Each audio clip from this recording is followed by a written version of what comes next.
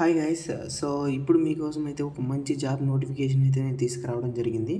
So IBM నుండి ఆఫీషియల్గా ఈ యొక్క అసోసియేట్ సిస్టమ్ ఇంజనీరింగ్కి సంబంధించి ఒక జాబ్ రోల్ అయితే రిలీజ్ చేశారు ఆఫీషియల్గా 100% వెరిఫైడ్ జాబ్ కింద. సో దానికి సంబంధించి అయితే మనం ఈ యొక్క వీడియోలో ఫుల్గా డిస్క్రిప్షన్ కానీ ఆ యొక్క జాబ్ రెస్పాన్సిబిలిటీస్ అదేవిధంగా సెలక్షన్ ప్రాసెస్ ఏ విధంగా ఉంటుంది ప్రతి ఒక్కటి అయితే ఇక్కడ చూద్దాం. దీంట్లో ఎలాంటి ఎక్స్పీరియన్సెస్ అనేది మనకు అవసరం లేదు. ఫ్రెషర్గా 2025-2024 బ్యాచ్ ఎవరైనా సరే దీనికి అప్లికేషన్ అనేది పెట్టుకోవచ్చు. సో అఫీషియల్ అంటే అఫీషియల్గా ఐబీఎం నుండి రిలీజ్ అయినటువంటి ఒక మంచి జాబ్ నోటిఫికేషన్. సో ఎవరు కూడా మిస్ అవ్వద్దండి.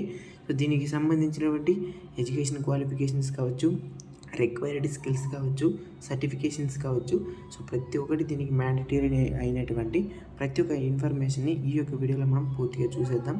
ఎవరు కూడా వీడియోని స్కిప్ చేయకుండా చూడండి. ప్రతి ఒక్కటి చాలా అంటే చాలా ఇంపార్టెంట్.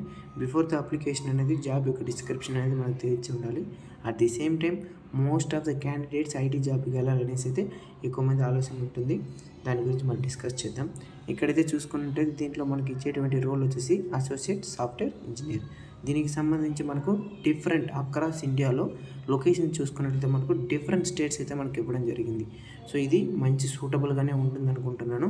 సో ఎవరైతే ఏ స్టేట్కి సంబంధించి ఉంటారో ఆ స్టేట్లోనే మన వర్క్ లొకేషన్ అనేది రీలొకేట్ చేసుకోవడానికి కానీ మనకు అవకాశం అనేది కల్పిస్తూ ఈ యొక్క మంచి నోటిఫికేషన్ అయితే వచ్చింది. ఐబీఎం అనేది ఒక పెద్ద ఇంటర్నేషనల్ కంపెనీ, ఎంఎన్సీ కంపెనీ కాబట్టి ప్రతి ఒక్కరు అప్లై చేయండి. ఇప్పుడు రీసెంట్గా 2025లో పాస్ అవుట్ అవ్వబోయే ఆ యొక్క స్టూడెంట్స్ కూడా ఖచ్చితంగా అప్లై అయితే చేయండి. దీంట్లో అయితే 2024 మాత్రమే పెట్టున్నాడు. బట్ వాళ్ళకి కావాల్సింది మీ దగ్గర ఉన్నటువంటి స్కిల్ మాత్రమే కాబట్టి మీరు కూడా అప్లై చేయడానికి అయితే మర్చిపోకండి. ప్రతి ఒక్కరు అప్లై చేయండి.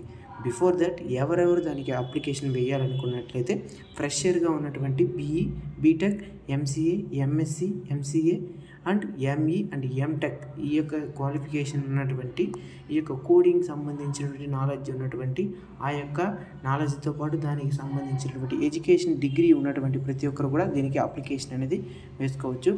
బ్యాచ్కి సంబంధించి నేను ఆల్రెడీ చెప్పినట్టు విధంగా 2024 అయితే ఇచ్చారు. బట్ బిఫోర్ దట్ 2023 కావచ్చు, 22 కావచ్చు. సో ఎవరైనా కూడా దీనికి అప్లికేషన్ అనేది పెట్టండి. No worries. And expected salary చూసుకున్నట్లయితే మనకు ఫ్రెషర్గానే యాజ్ ఏ ఫ్రెషర్గానే మనకు 5 lakhs దాకా ఇస్తున్నారనమాట పర్ యానం. ఓకేనా. సో ఇది మంచి అవకాశం, ఎవరు కూడా మిస్ చేసుకోవద్దండి. ఇక దీనికి సంబంధించి మనకు ఏ విధమైనటువంటి జాబ్ డిస్క్రిప్షన్ ఆ యొక్క రోల్ అనేది ఏ విధంగా ఉంటుందని చెప్పేసి అయితే ఇక్కడ మనకు క్లియర్గా మెన్షన్ అయితే చేశారు. As a software developer you will participate in many aspects of the software development life cycle such as designing and code implementation and testing and support. ఇక్కడ చూసుకున్నట్లయితే ఈ యొక్క డిఫరెంట్ ప్లాట్ఫామ్స్ అయితే ఉంటుందన్నమాట. అది మీకు అందరికీ తెలిసే ఉంటుంది. ఆల్మోస్ట్ ఎన్నో జాబ్స్కి అప్లై చేసి ఉంటారు, ఎన్నో విధంగా చదువు ఉంటారు. సో ఇక్కడ మీ యొక్క నాలెడ్జ్కి సంబంధించి వాళ్ళ యొక్క రిక్వైర్మెంట్కి సంబంధించి మీ యొక్క ప్రొఫైల్ వాళ్ళకి దేంట్లో మ్యాచ్ అవుతుందో సో ఆ యొక్క దాంట్లో అయితే మిమ్మల్ని ఇంప్లిమెంట్ చేయడం అయితే జరుగుతుంది. మేబీ టెస్టింగ్ సైడ్ పోవచ్చు, లేదంటే ఇంకా డిజైనింగ్ సైడ్ పోవచ్చు, ఏమైనా ఉండొచ్చు. సో ఓకేనా. సో అది మీ యొక్క ప్రొఫైల్కి సంబంధించి వాళ్ళ యొక్క రిక్వైర్మెంట్కి మ్యాచ్ అయితే సో ఆ విధంగా అయితే వాళ్ళనైతే మిమ్మల్ని ఇంప్లిమెంట్ అనేది చేస్తారు. బిఫోర్ దట్ మీకైతే మీ యొక్క రెజ్యూమ్ అనేది ఏ ఫార్మాట్లో ఉండాలనేది చాలా అంటే చాలా ఇంపార్టెంట్. ఏమంటే ఏటీఎస్ ద్వారా షార్ట్ లిస్ట్ అవుతుంది. మళ్ళీ ఇది చూద్దాం దాన్ని. సో ఇప్పుడు చూసుకుంటే మనకు ప్రైమరీ రెస్పాన్సిబిలిటీస్ అని చూసుకున్నట్లయితే సేమ్ అన్నిట్లో ఉన్నట్టు విధంగానే ప్రాబ్లమ్ సాల్వింగ్ స్కిల్స్ అని, అనలైటికల్ స్కిల్స్ అని, so validate and propose improvements అని, సో అన్నిట్లో ఇచ్చినట్టు విధంగానే సేమ్ టీమ్ మేనేజ్మెంట్ అని, సో సేమ్ అన్నిట్లో ఉన్నటువంటి విధంగానే దీంట్లో కూడా ఉంది. సో ఇక్కడ మ్యాటర్ అయితే అయిపోయింది. షార్ట్ లిస్ట్ అవడానికి రెజ్యూమ్కి అనేది ఒక ఫార్మేట్ అనేది ఉందన్నమాట. సో ఆ ఫార్మేట్ యూజ్ చేస్తే మాత్రమే షార్ట్ లిస్ట్ అనేది అవుతుంది. ఓకేనా.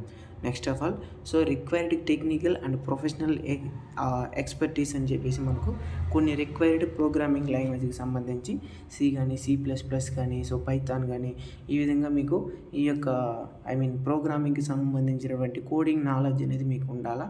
ఏదైనా ఒక లాంగ్వేజ్ పైన జావా కానీ, C++ కానీ, సో ఈ విధంగా ఏదైనా ఒక దానిపైన మీకు నాలెడ్జ్ అనేది ఉంటే బీటెక్ కానీ బీఈ వాళ్ళకి ఆల్మోస్ట్ మంచిగా 50% నాలెడ్జ్ అయితే ఉంటుందన్నమాట. సో అలాంటి వాళ్ళు అయితే మ్యాక్సిమం దీంట్లో గెయిన్ చేసేస్తారు. No worries.